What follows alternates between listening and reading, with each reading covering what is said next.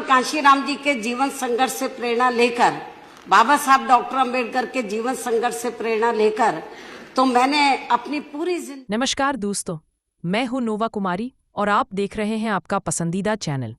आज की हमारी खास रिपोर्ट यूपी की राजनीति के दो बड़े चेहरों पर है। एक ओर मायावती और दूसरी ओर भीम आर्मी चीफ चंद्रशेखर आजाद। आखिर दलित राजनीति में कौन है असली दावेदार, और यूपी की सियासत में इन दोनों नेताओं की टक्कर से क्या नया समीकरण बन सकता है?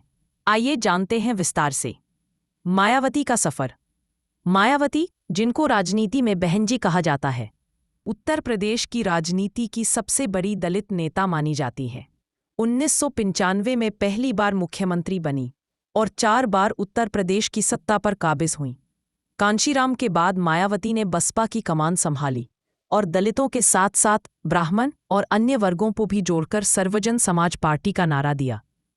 2007 में उन्होंने यूपी में पूर्ण बहुमत की सरकार बनाई, जो उनकी राजनीति का सबसे सुनहरा पल था।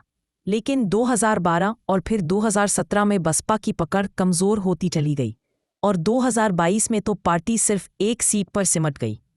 अब बात करते हैं चंद्रशेखर आजाद रावण की, जिन्होंने भीम आर्मी और फिर आजाद समाज पार्टी बनाकर राजनीति में एंट्री की।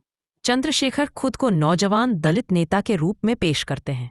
उनका अंदाज, उनका बोलने का तरीका और संघर्षशील छवि उन्हें दलित युवाओं में काफी लोकप्रिय बनाता है। चंद्रशेखर का सबसे बड़ा आकर्षण यह है कि वे सीधे सड़क पर संघर्ष करते हैं, चाहे वो सहारनपुर हिंसा का मामला हो या किसी दलित अत्याचार का मुद्दा।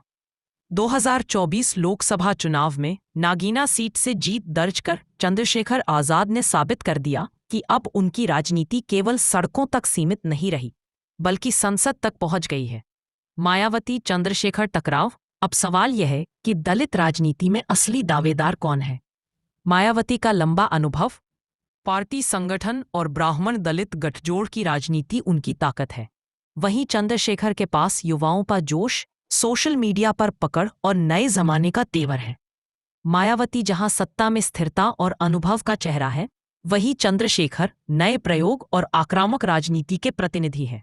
बसपा और आजाद समाज पार्टी दोनों ही दलित वोट बैंक को अपना मानती है, लेकिन 2024 के बाद यह साफ हो गया है कि दलित वोट अब पूरी तरह मायावती के साथ नहीं है, बल्कि उसमें बिखराव हो चुका है। यूपी की राजनीति में यही बिखराव आगे आने वाले चुनावों का सबसे बड़ा फैक्टर बनेगा। भविष्य की राजनीति। राजनीतिक जानकार मानते हैं कि मायावती का वोट बैंक अब पहले जैसा ठोस नहीं रहा। चंद्रशेखर लगातार जमीनी स्तर पर सक्रिय है और युवाओं को जोड़ रहे हैं, लेकिन उनके सामने सबसे बड़ी चुनौती है मजबूत संगठन खड़ा करना। दूसरी ओर मायावती का संगठन तो है, लेकिन कार्यकर्ताओं में पुराना जोश नहीं है।